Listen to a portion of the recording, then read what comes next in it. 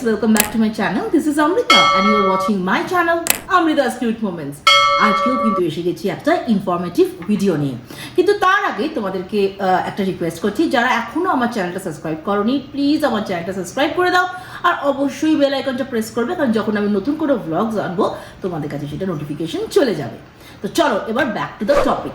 Yes, আজকে তোমাদের সামনেই আমি ইন্ট্রোডিউস করাবো একটা দারুণ প্রোডাক্ট যেটা আমাদেরকে আগারো দিয়েছে। তো প্রোডাক্টটা হচ্ছে Agaro digital air fryer Galaxy.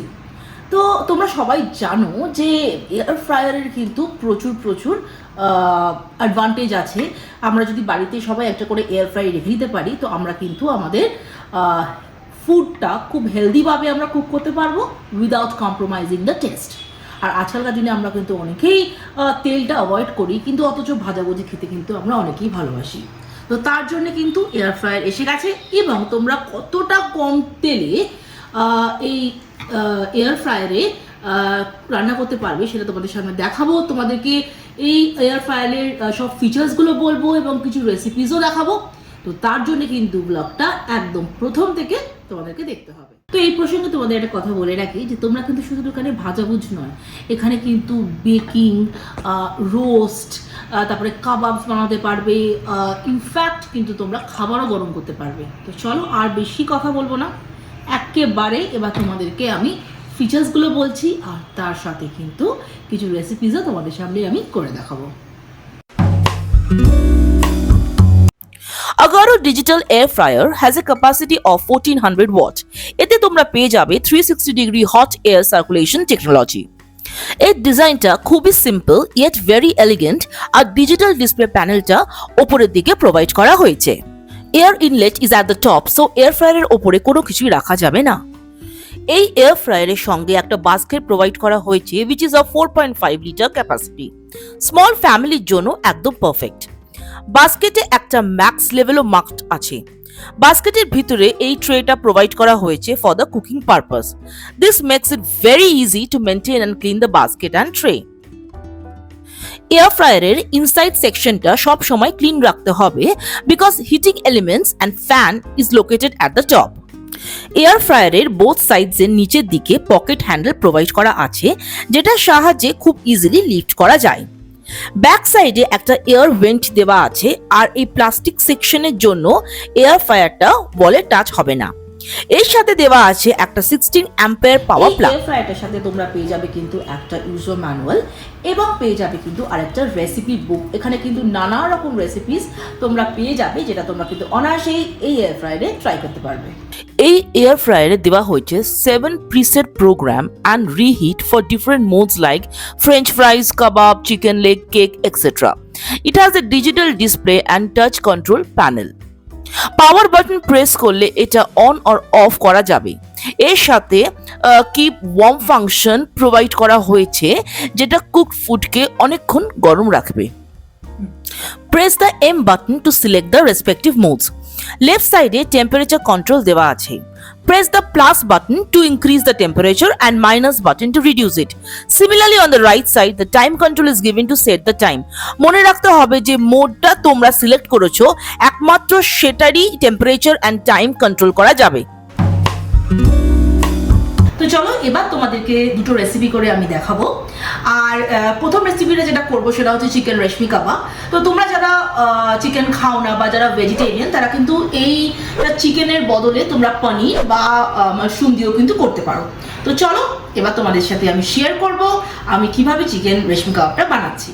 এখানে আমি চিকেন ব্রেস্টটাকে 16খানা ছোট ছোট পিস করে কেটে নিয়েছি অ্যাজ পার মাই রিকোয়ারমেন্ট। তো আগে আমি এখন একটা বলে প্রথমে 3 থেকে 4 চামচ টক দই দিয়ে দেবো এবং সেটা যেন হাঙ্কার্ড হয়, মানে থিকনেসটা যেন একটু বেশি থাকে।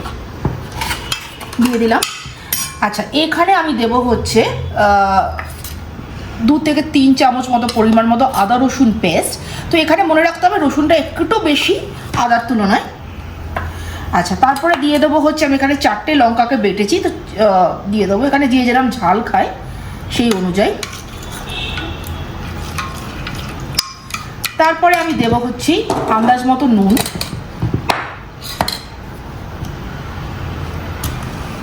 আন্দাজ মতো মরিচ গুঁড়ো,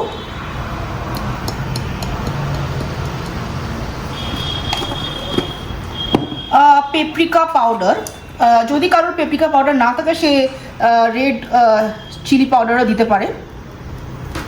এখানে আবার বলছি যে যেরকম ঝাল খায় সেই অনুযায়ী তোমরা দেবে। ভালো করে মিক্সড করে নেবে। তারপরে এর মধ্যে 1 চামচ মতো 1 টিস্পুন মতো গরম মশলা দিয়ে দেবে। ভালো করে মিক্সড করে নেবে। মিক্সিংটা যেন খুব ভালো হয়। তারপরে এখানে আমরা পরিমাণ মতো ফ্রেশ ক্রিম দিয়ে দেবো।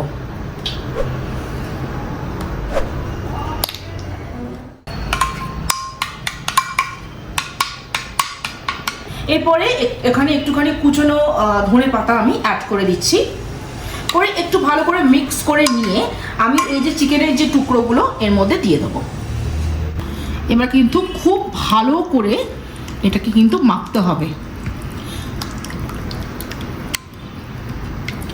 তারপরে উপর দিক দিয়ে আমি এখানে আমুল চিজ নিয়েছি, আমুল চিজটাকে গ্রেট করে দেবো। এটা দিলে কিন্তু দারুণ হবে টেস্টটা। তো দেখো খুব ভালো করে কিন্তু তোমরা এটাকে মিক্স করবে। তারপর আমি এটাকে 1 থেকে 1.5 ঘন্টা রেফ্রিজারেটরে রেখে দেবো। আর একটা কথা মনে রাখবে, এখানে মিনিমাম কিন্তু 1 আওয়ার তোমাদেরকে রাখতেই হবে। 2 ঘন্টা 3 ঘন্টা রাখলে তো আরও বেশি ভালো। তো আমি এখানে যেহেতু টাইমটা এখন একটুখানি আমার শর্ট আছে, তাই জন্য আরেকটা রেসিপি তোমাদেরকে দেখাবো, তাই জন্যই এখানে আমি এটা 1 ঘন্টা ফ্রিজে রেখে দিচ্ছি। 1 ঘন্টা বাদে তারপরে কি করে আমি এটা এয়ার ফ্রায়ারে করছি সেটা তো তোমাদের সাথে দেখাবোই, শেয়ার করবো। দেখতে থাকো।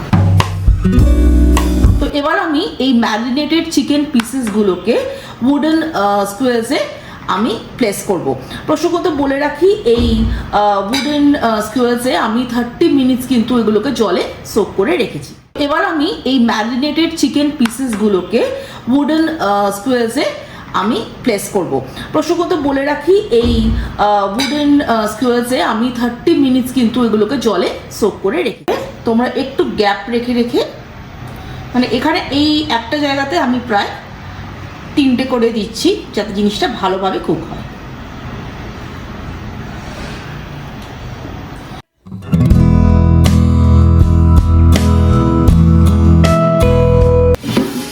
তো এবার আমি এখানে বাটার আর অয়েল দুটোকে মিক্সড করেছি, করে এখানে একটুখানি আমি এখানটা গ্রিস করে নেব।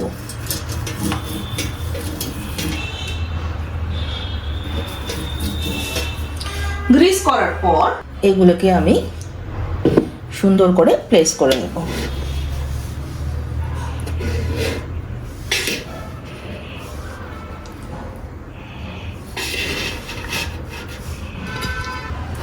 তো এটাকে প্রেস করে দিলাম। তো প্রথমে অন করলাম, অন করার পরে আমরা মোডটা ক্লিক করে চিকেন মোডে নিয়ে যাব।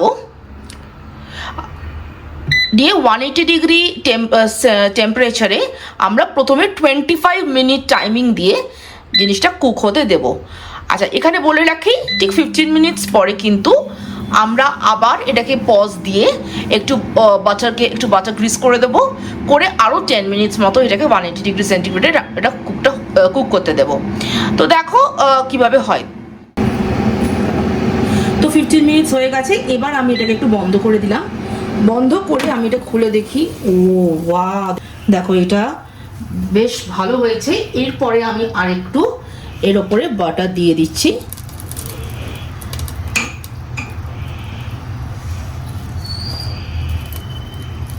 তো আবার 180 ডিগ্রি টেম্পারেচারে রেস্ট 15 মিনিটস আমরা অন করে দিলাম, করে এরপরে যতটুকু বাকি আছে সেটা হয়ে যাবে। হয়ে যাওয়ার পরে তোমাদেরকে দেখাবো কেমন হলো চিকেন রেশমি কাবাব। অলমোস্ট হয়ে এসছে, আর 1 মিনিট বাকি।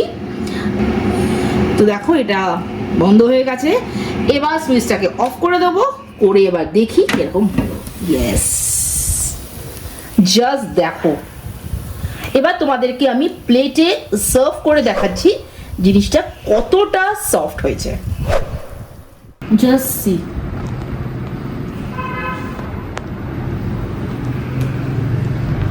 দারুণ হয়েছে। এবার তোমাদেরকে জাস্ট আমি একটু এটা দেখাই। সি, কতটা সফট আর কতটা দারুণভাবে এটা কুকড হয়েছে। এবার সেকেন্ড যে আইটেমটা তোমাদের সামনে আমি করে দেখাবো সেটা হচ্ছে ফ্রেঞ্চ ফ্রাইস। তো চলো কিভাবে ফ্রেঞ্চ ফ্রাইস তোমরা করবে এয়ার ফ্রায়ারে সেটা তোমাদেরকে দেখিয়ে দিই। তো আমরা এবার করব ফ্রেঞ্চ ফ্রাইস। তো এখানে আমি ফ্রেঞ্চ ফ্রাইসগুলো দিয়ে দিলাম। এখানে আমি ফ্রোজেন দিয়েছি, তোমরা কিন্তু ইচ্ছে করলে নিজেরাও একদম ফ্রেশ আলু কেটে দিতে পারো। আর এখানে একটুখানি আমি মানে নামমাত্র তেল এখানে গ্রিস করে দিলাম। তো যখন আমরা ফ্রেঞ্চ ফ্রাইস করব তখন আমরা ডিফল্ট মোডে রাখবো, আর 200 ডিগ্রি সেন্টিগ্রেড টেম্পারেচারে ফর 20 মিনিটস এটা কুক হবে। তো এবার আমি স্টার্ট করে দিলাম। তো দেখো এটা 1 মিনিট বাকি আছে আর। তো এটা হয়ে গেলেই নিজে থেকে এটা বন্ধ হয়ে যাবে। তারপর আমি তোমাদেরকে দেখাবো যে ফ্রেঞ্চ ফ্রাইসগুলো কীরকমভাবে কুকড হলো। তো দেখো হয়ে গেল, নিজে থেকেই বন্ধ হয়ে গেল। এবার আমি সুইচটাকে অফ করে দিচ্ছি। খুল যা সিমসিম, দেখো একদম ক্রিস্পি হয়েছে। এবার আমি প্লেটে সার্ভ করব।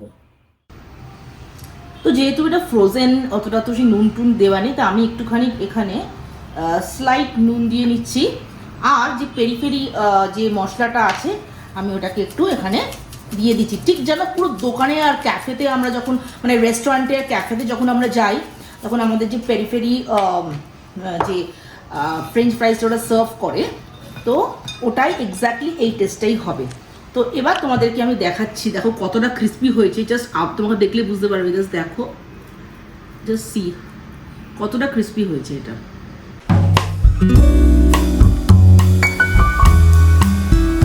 এবার এটা ইউজ করার পর কিন্তু ভালো করে ক্লিন করতে হবে। তো বাইরের যে বডিটা এখানে তোমরা একদম একটা নর্মাল ড্রাই ক্লথ নিয়ে একটু সুন্দর করে মুছে দেবে। জাস্ট এরকমভাবে হালকা হাতে এটাকে মুছে দেবে। আর বাস্কেট আর ট্রেটা কিন্তু যাদের ডিশওয়াশার আছে তারা কিন্তু এটা ডিশওয়াশারও ক্লিন করতে পারবে, কারণ এই বাস্কেট আর ট্রে দুটোই হচ্ছে ডিশওয়াশার প্রুফ।